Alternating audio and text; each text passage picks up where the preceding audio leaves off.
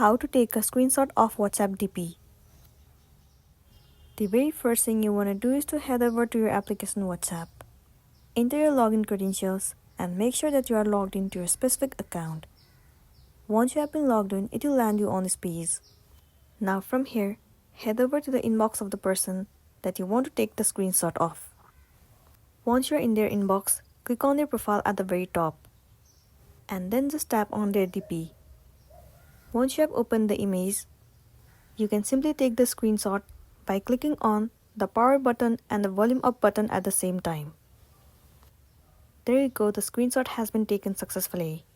It will be saved into your gallery.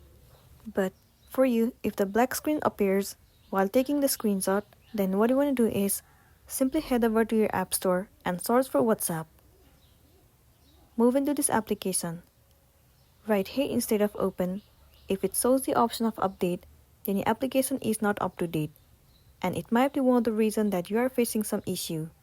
So all you want to do is update the application and then you'll be good to go. So that's all for today, and this is simply how you can take the screenshot of the DP on WhatsApp. Make sure to smash the like button and consider subscribing if you found this video helpful. We'll see you in the next one.